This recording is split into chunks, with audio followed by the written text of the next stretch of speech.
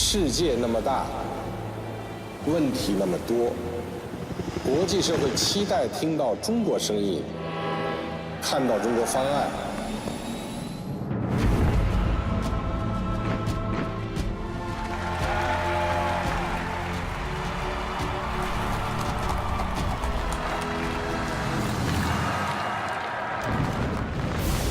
我真诚希望国际社会携起手来，秉持人类命运共同体的理念，把我们这个星球建设得更加和平，更加繁荣。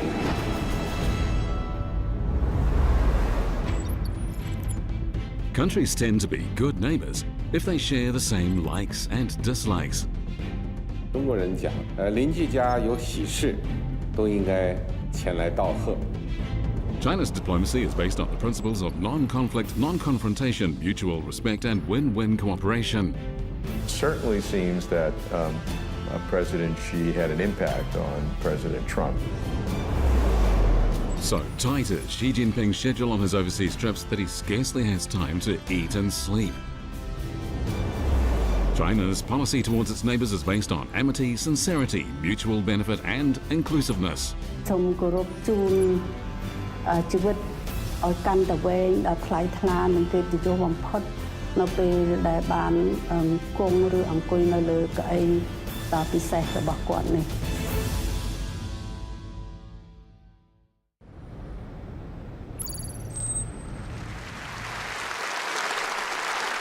It's March the 14th, 2013.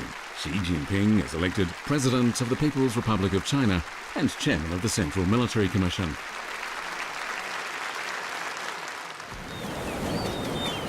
Global governance and the international order are going through a period of profound adjustment. Great changes are taking place in China's relations with the rest of the world. China is becoming more closely integrated into the international community than at any time in history. Diplomacy is like a game of chess. In the face of a complex and volatile international and regional situation, how will China handle its foreign relations for the benefit of itself and the rest of the world?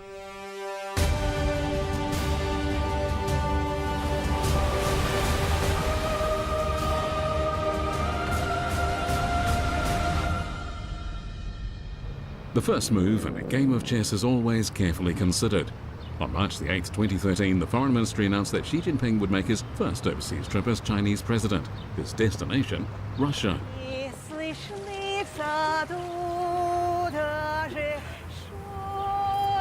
This is the Moscow restaurant in Beijing, 6 kilometers northwest of the Chinese government headquarters at Zhongnanhai.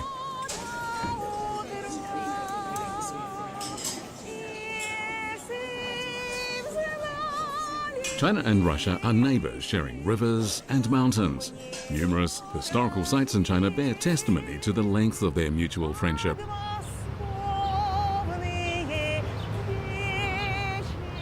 China and Russia have always viewed their bilateral relationship as a diplomatic priority. But how will the profound changes taking place in the international arena affect how they deal with each other? When the two heads of state meet, what signals will they send out to the world?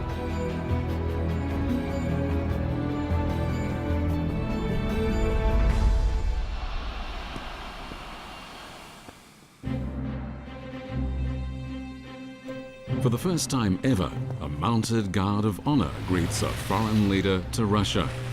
Xi Jinping becomes the first foreign head of state to visit Russia's Ministry of Defense and the command center of the country's armed forces.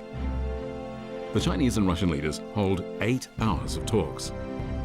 The high-level reception extended to Xi Jinping demonstrates Russia's respect for China and the importance it attaches to their special relationship.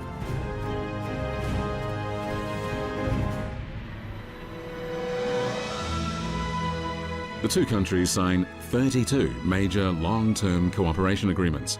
Known as Century Projects, these pragmatic arrangements serve to deepen the Sino-Russian Comprehensive Strategic Partnership. The exchanges between the two leaders are open and amicable, and they chart the course for the development of bilateral relations. Мы хотим жить в многополюсном мире, а не мире, которым командуют американцы или в целом Запад.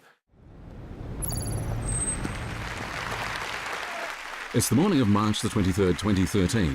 Chinese President Xi Jinping, on his state visit to Russia, is addressing a crowded conference hall at the Moscow State Institute of International Relations. In his speech, Xi presents a new concept of international relations based on win-win cooperation. 西方国际关系里头的一个基本的就是现实主义。第一个，实力最重要；第二个就是利益至上。 Xi Jinping's new concept of international relations goes beyond the traditional theoretical framework supported by the United States and other Western countries. It favors abandoning the world order designed to facilitate opposition and confrontation, and instead advocates mutually beneficial cooperation designed to boost peace and development. Ideas guide action. This new concept sets out the future direction for China's diplomatic ties with Russia and other countries.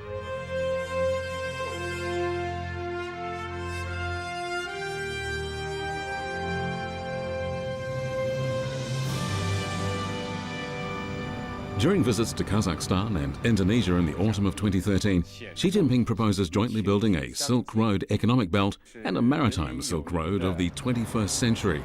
Together, these plans have become known as the Belt and Road Initiative. The Silk Road economic belt extends across Eurasia.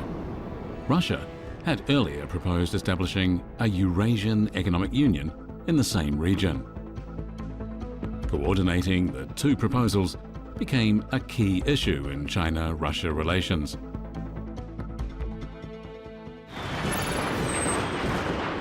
It's early February 2014, the start of the Chinese Year of the Horse. Xi Jinping is attending the opening ceremony of the Sochi Winter Olympics. 中国人讲，邻居家有喜事，都应该前来道贺。 Xi Jinping takes the opportunity to brief his Russian counterpart Vladimir Putin on the Belt and Road Initiative.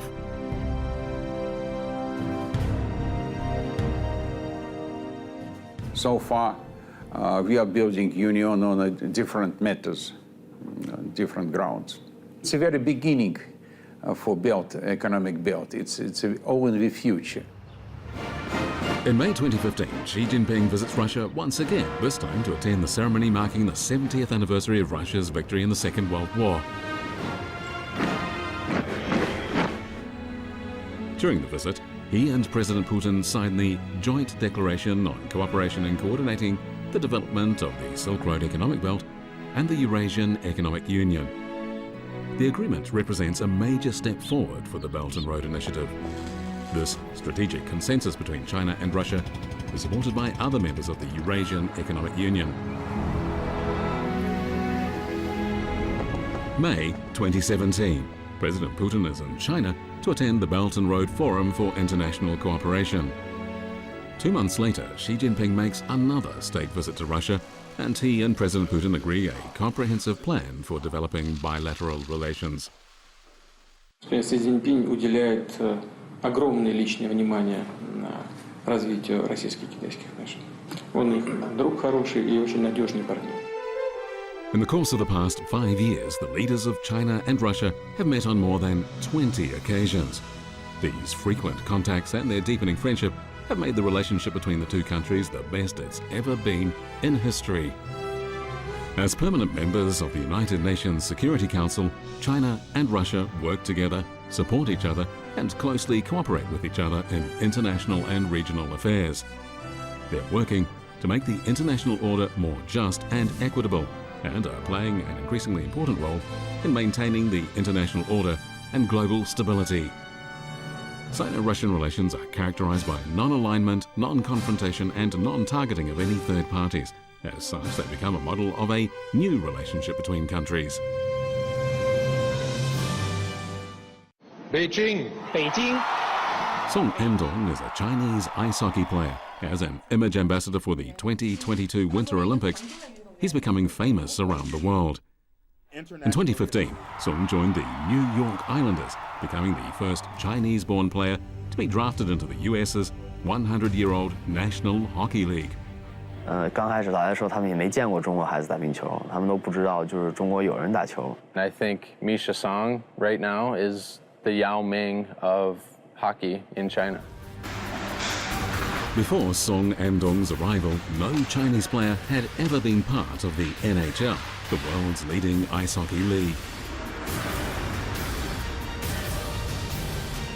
In the second decade of the 21st century, the United States has had to face a new reality, that China has become the world's second largest economy and is continuing its rapid development. A rising power will inevitably confront a ruling power. This is what Western realist philosophy calls the Thucydides trap. Can China and the US avoid this trap?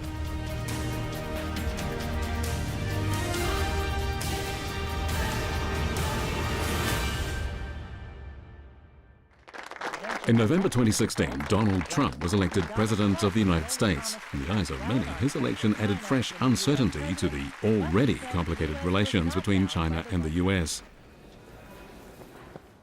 While the international community was wondering what course these relations were about to take, Xi Jinping decided he should meet President Trump.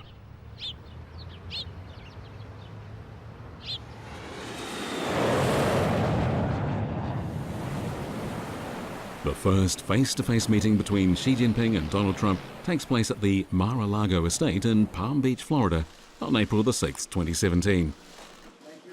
Mr. Xi and Mr. Trump are both very strong personalities. The two big challenges on the table were the bilateral economic relationship between them, in particular trade, and secondly, the security relationship. Mr. Xi is much more self-confident and comfortable with the issues, ranged much more freely over many sensitive issues and not so sensitive issues. It certainly seems President Trump really appreciated the sincere and in-depth communication with President Xi. During Xi Jinping's two-day stay, he and his wife Peng Liyuan meet 3 generations of the Trump family. 会晤当天的下午，在习主席抵达海湖庄园前半个小时，特朗普总统呢就带着女儿伊万卡、女婿库什纳，早早地来到客厅等候。他还亲自检查客厅的布置，对不满意的地方特朗普总统呢立即命令工作人员进行调整。他本人呢甚至亲自上手。 During 2 days, the two leaders hold 7 hours of in-depth and constructive discussions on the development of bilateral relations. They announced that 4 high-level dialogue platforms will be established on diplomacy and security, on the economy, on law enforcement and cybersecurity, and on society and culture. 习主席说过，双方有1000条理由把中美关系搞好，没有1条理由 把中美关系搞坏，这次会晤实际上是两国元首的一次战略沟通，增进了战略互信，起到了战略引领的作用。 Following the Mar-a-Lago meeting, President Trump makes some positive comments about the Chinese leader. General Stoltenberg constantly condemned with President Xi of China. Really liked him. We had a great chemistry, I think. I mean, at least I had. President Xi wants to do the right thing. We had a very good bonding. I think we had a very. Certainly seems that President Xi had an impact on President Trump.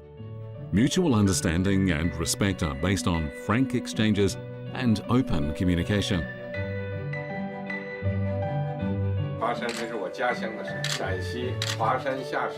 Xi Jinping often uses classical allusions to illustrate the Chinese concepts of peace and harmony. His interpreter, Sun Ning, offers many examples of this. 习主席呢，他讲了明朝的郑和的故事，就是说郑和当时下西洋，率领的是世界上最强大的舰队，但是呢，他不是要去占领别人的土地，而是说给别人送去了像丝绸啊、茶叶啊，去促进中国和那些国家人民之间的友好交往。Over the past 5 years as China's chief diplomat, wherever he goes, Xi Jinping has promoted the image of China as a responsible major country that's working for peace and mutual benefit. During his time in the United States, ice hockey player Sung Andong has seen at firsthand how Americans have come to understand China better. He's now studying Sino-US relations at Cornell University.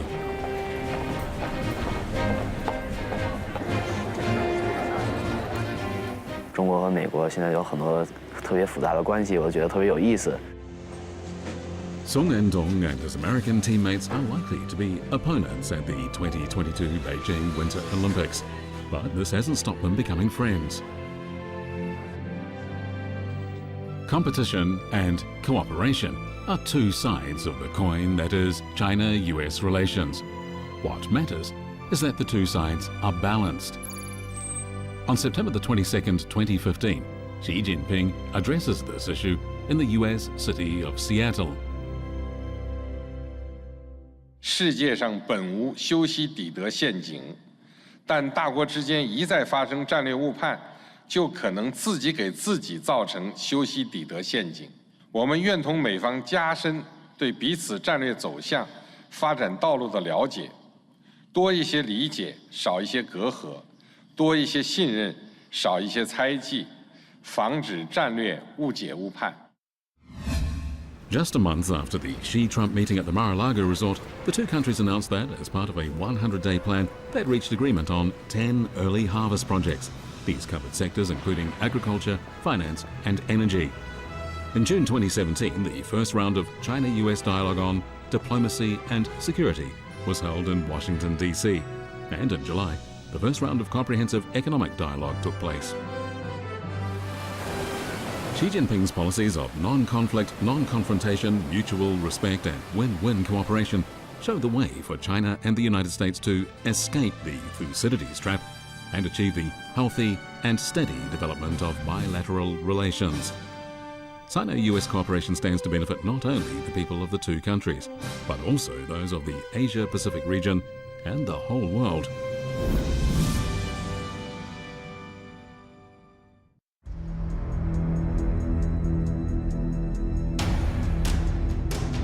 China is a sleeping lion. When she wakes, she will shake the world. With China's economy developing rapidly during recent years, it's become especially important to strengthen communication and exchange between China and Europe. It's March the 31st, 2014, and Xi Jinping is visiting the headquarters of the European Union. This is the first such visit by a Chinese head of state since China and the European Union established diplomatic relations. During a speech, President Xi uses the analogy of a bridge to illustrate Chinese policy towards the EU. 我们要共同努力建造和平、增长、改革、文明四座桥梁，建设更具全球影响力的中欧全面战略伙伴关系。 His schedule for his 11-day European trip is tight. He visits 4 countries and 2 international organizations, attends a summit meeting, and is present at 84 events. 习主席每次出访，日程呢安排都是异常的繁忙紧张，往往是多双边活动相互交织，一场连着一场。基本上每天呢都要有8、9场活动。 习主席经常是一大早就离开饭店开始活动，晚上很晚才能回到饭店，强度很大。 From Berlin and Paris to London, from Helsinki in Finland, close to the Arctic Circle, to Rhodes in Greece in the Aegean Sea, Xi Jinping's visits unfold a new map of China-EU relations. High-level visits improve bilateral relations, expand the scope of cooperation, and promote mutual interests. Sino-German relations are no longer limited to an economic partnership. The two countries are now political and strategic partners. China and France, building on the courage they displayed 50 years ago in breaking the ice and establishing diplomatic relations, are ushering in a new era of comprehensive strategic partnership. China-UK relations have passed a new milestone and opened the door to a bilateral golden age. The cooperation between China and 16 countries in Central and Eastern Europe is progressing steadily. From Beijing to the Czech Republic, from Serbia to Poland, Xi Jinping has been striving to coordinate what's known as 16+1 cooperation. Supported by the development of the Belt and Road Initiative and of China-EU relations, he's working for the common development and prosperity of China and the CEE countries. It's December the 25th, 2015. In Beijing, the Asian Infrastructure Investment Bank is founded. The first multilateral financial institution proposed by China, the bank will complement the established international financial system. People were concerned here and in America and in other parts of Europe that AIIB might try to replace ADB, the Bretton Woods structure for Asia. France, Germany and Italy are following. Three more European countries have announced they will join the China-led Asian. In all, 18 European countries were among the Asian Infrastructure Investment Bank's 57 founding members. Analysts have described the bank as a fresh achievement in win-win cooperation between China and the EU.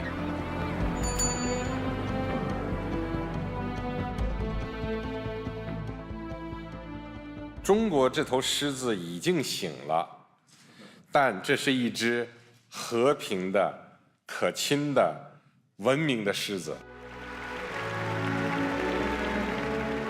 The comparison to a lion awakening helps Europe understand China. China and the European Union are steadily deepening their mutual trust and stepping up their cooperation. The development of relations between China and the European Union, two of the contemporary world's major powers, markets and civilizations, is playing an increasingly important strategic role in improving the international order and promoting world peace and development. China and the surrounding region is an area of enormous strategic importance. During recent years, the security situation among China's neighbors has remained generally stable, yet there remain maritime disputes and new geopolitical challenges for China to address. 中国的崛起，周边国家就是有的感觉到所谓的受威胁了、不安全了、不确定性了。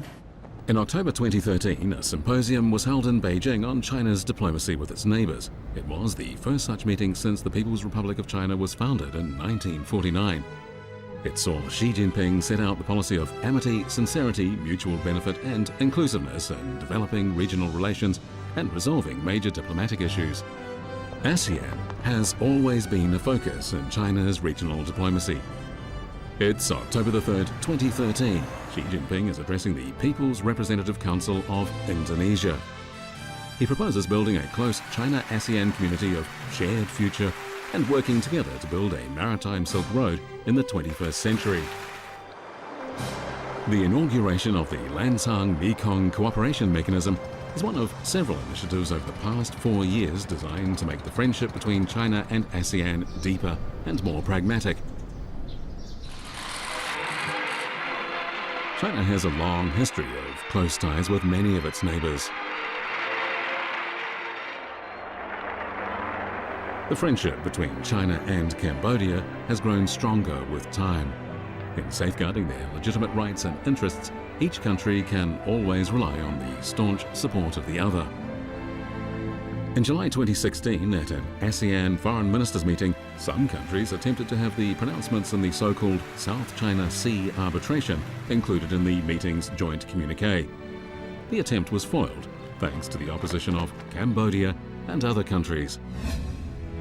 The BBC hailed this as a victory for China's diplomacy. The Cambodian mainstream newspaper Razme Kampuchea quoted Xi Jinping as saying, "Cambodia is a true friend and a good neighbor, just like a brother."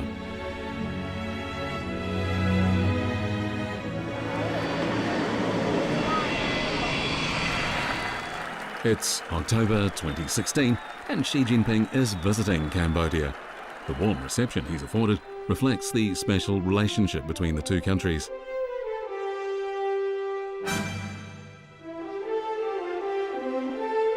Norodom Mononith is in her 80s. She and Xi Jinping together present a basket of flowers at the memorial to her late husband, King Norodom Sihanouk. She also invites Xi to sit on the chair the king often used. This is something no one else has been permitted to do since the king's passing.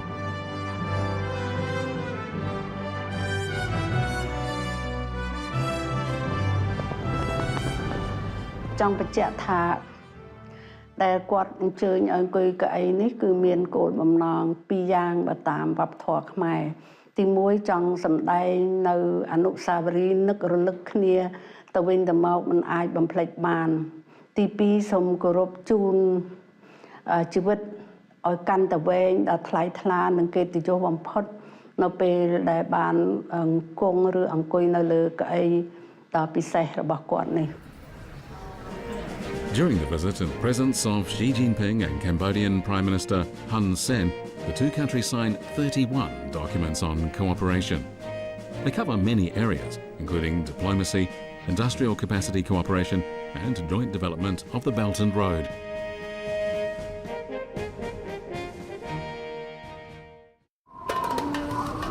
Chinese people often refer to Pakistan as their brother country. This indicates the depth of their friendship. It's April 2015 and Xi Jinping is visiting Pakistan. Wherever the Chinese president goes, the welcome is overwhelming. 中巴建立了全天候友谊，开展了全方位合作。无论国际风云和两国国内局势如何变化，两国在涉及彼此核心利益问题上，一贯 相互理解，相互支持，这份情谊堪称独一无二。 Xi Jinping goes on to say that in December 2014, when terror attacks on the Army Public School in Peshawar killed 141 teachers and students, China immediately issued the strongest condemnation and offered assistance. The injured students were invited to China for medical treatment. Once again, the Pakistani people felt the deep friendship of the Chinese people.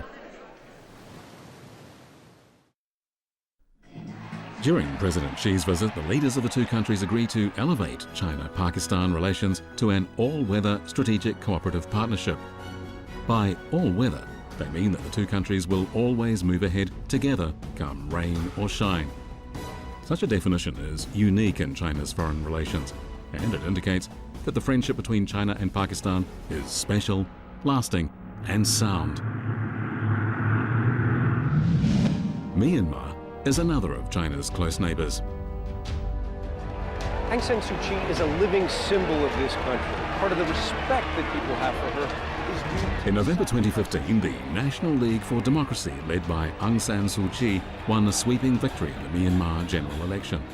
This momentous political development made headlines around the world.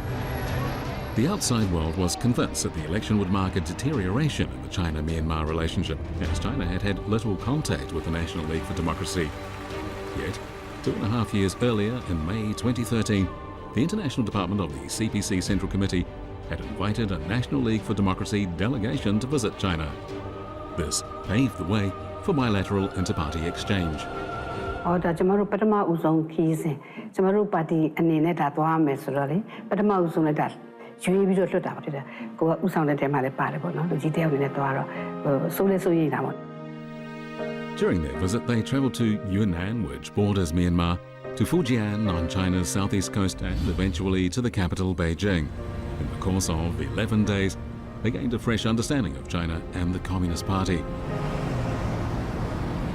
အခုနကကျွန်မပြောသလိုပဲထင်ထားတာနဲ့မျက်စိနဲ့မြင်ရတဲ့အခါကျတော့ကြွားချက်တွေကရှိတာတွေ့ရပါတယ်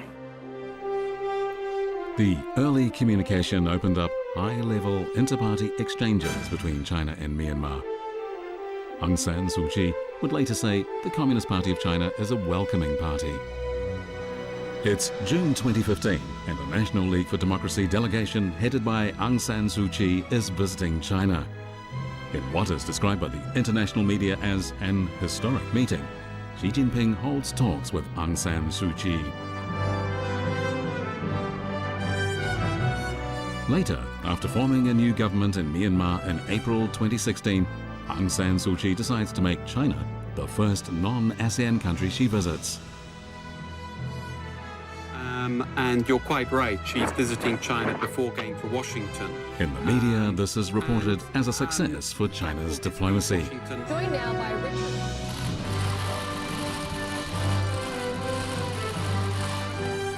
In April 2017, during a visit to China by Myanmar President U Tin Kyaw, the two countries signed a series of bilateral agreements. Commentators state that China and Myanmar are moving steadily down the path to being good neighbours, good friends, good brothers, and good partners.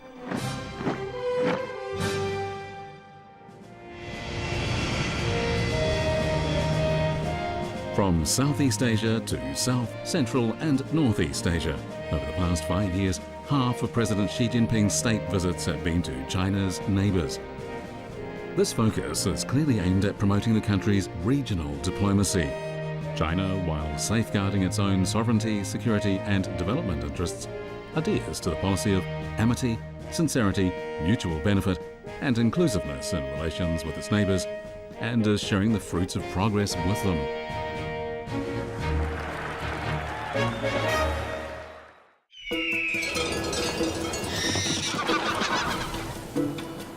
Africa today is very different from its traditional image. Optimism, progress, and vitality are among the new keywords used to describe the continent. Africa has a vast labour force and a huge consumer market. Against the backdrop of the global economic slowdown, Africa remains a land of opportunity. Il y a des ressources naturelles importantes, il y a des capacités humaines importantes parce que 60% de la population africaine est encore jeune. Donc. These factors are encouraging many countries to expand their markets and increase their influence in Africa. China and Africa enjoy long-standing fraternal relations. In the 1970s, when China resumed its seat at the United Nations, it was said to have been carried there on the shoulders of Africa. At the same time, despite its own economic difficulties, China was determined to build the Tanzania-Zambia Railway, a monument to the friendship between China and Africa.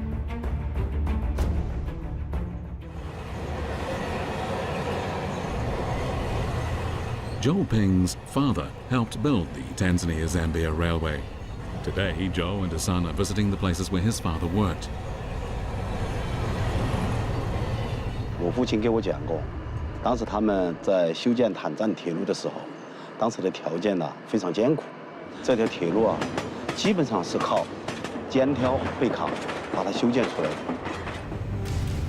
The People's Republic of China has, since its founding, always regarded relations with other developing nations as the basis of its diplomatic work. This is evident in its friendly cooperation with Africa. It's March the 24th, 2013. 10 days after being elected President of China, Xi Jinping begins a visit to Africa. The following day, in a speech at the Julius Nyerere International Convention Center in Tanzania, he says, "We will continue to treat our African friends with sincerity. We seek to deliver real outcomes in conducting cooperation with Africa. We will continue to build a close bond of friendship with Africa. We will resolve problems that may occur in our cooperation with good faith." His 30-minute speech is interrupted by applause on 30 occasions. The acclaim reflects how moved Africans are by China's willingness to promote mutual support and common development. Zhou Ping and his son are also building railways in Africa. 3 generations of this family have witnessed the history of friendship between China and Africa. As a symbol of the cooperation between China and Africa, railways have special significance. This is the China-built Mombasa to Nairobi Railway. The various wildlife overpasses along the route are all over 6.5 meters high, leaving room for a giraffe to pass underneath without bowing its head. This is an example of how China's railway builders have fulfilled their promise to help Africa build quality railways while protecting the environment.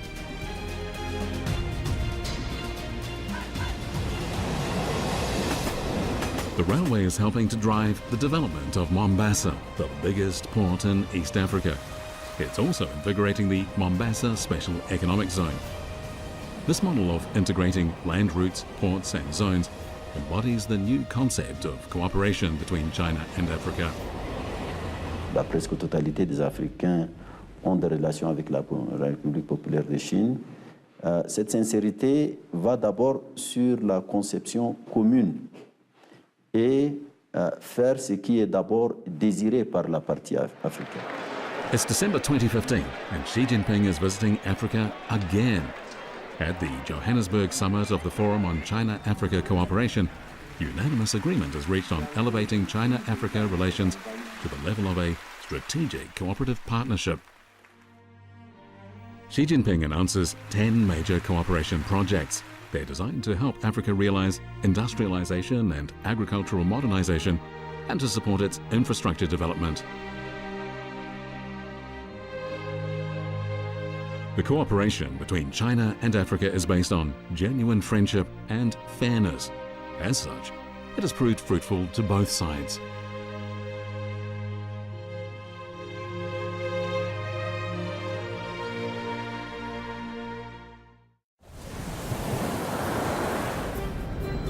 Latin America is another emerging region with enormous development potential. In recent years, China has been comfortably the biggest or second biggest trading partner of most Latin American countries. It's also the largest importer of Latin American energy, mineral products, soybeans and sugar. Even mountains and seas can't separate people with common aspirations. This is demonstrated by the 3 visits paid by President Xi to Latin America since he took office. During a meeting with Latin American leaders in 2014, Xi Jinping proposes the creation of a 5-in-1 pattern of China-Latin America relations and a 1+3+6 formula for promoting bilateral cooperation. The proposals enjoy the support of the other leaders at the meeting.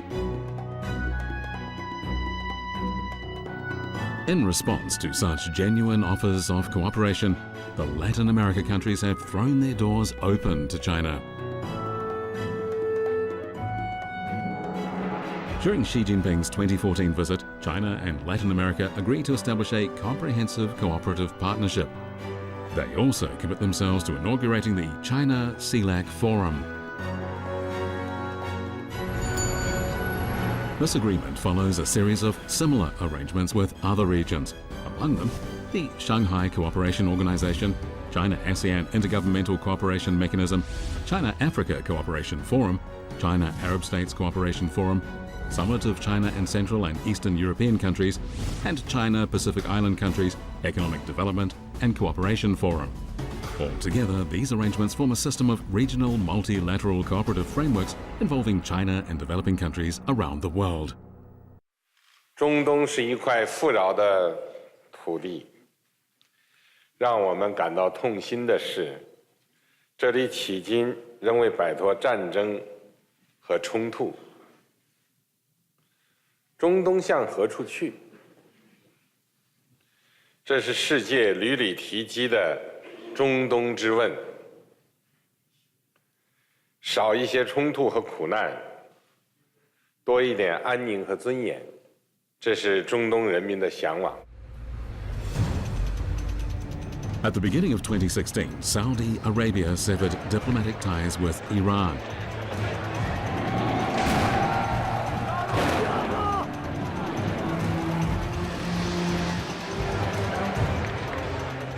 Yet, to the surprise of the world, Xi Jinping chose this moment to visit the region. He was the first foreign leader to travel to Saudi Arabia and Iran since they cut diplomatic ties. He was also the first foreign head of state to visit Iran after international sanctions were lifted.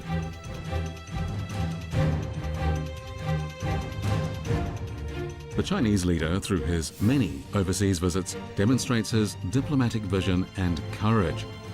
They also reveal China's unique diplomatic advantages and influence in the Middle East. In a speech at the headquarters of the Arab League, Xi Jinping urges all sides involved in regional conflicts to pursue dialogue and development. He outlines China's approach to solving the Middle East issue, which is to take a comprehensive approach in addressing both the symptoms and the root cause.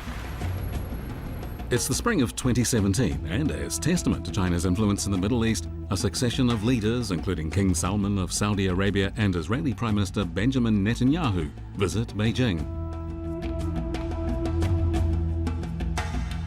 July the 18th, 2017, Palestinian President Mahmoud Abbas pays a state visit to China. He presents his country's highest award to Xi Jinping. The medal recognizes the Chinese leader's work for peace in the Middle East.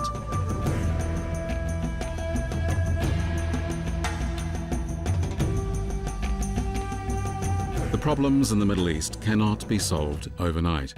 However, Xi Jinping, by squarely facing the sensitive issues there, demonstrates China's confidence in its diplomacy and its readiness to assume responsibility as a major country.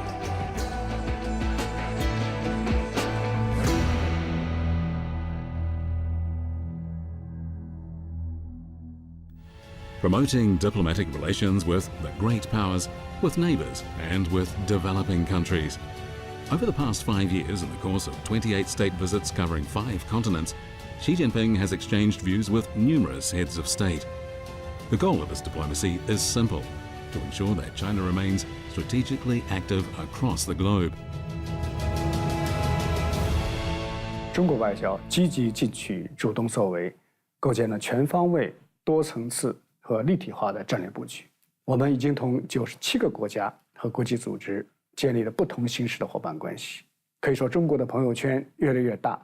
On the morning of April the 18th, 1955, the leaders and representatives of 29 Asian and African countries and territories walked down this street in Bandung, Indonesia, to Independence Building.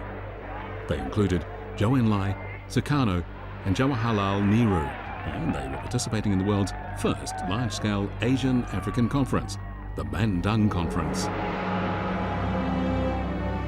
It's spring 2015, and the historic walk to Independence Building is being reenacted.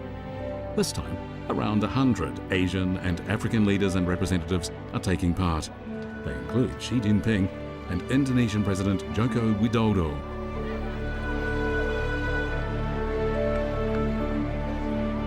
On this stone monument are carved what are known as the 10 Principles of Bandung, including the 5 Principles of Peaceful Coexistence. Even after 50 years, these 5 principles remain the cornerstone of Chinese diplomacy. They have become even more relevant in the new global environment.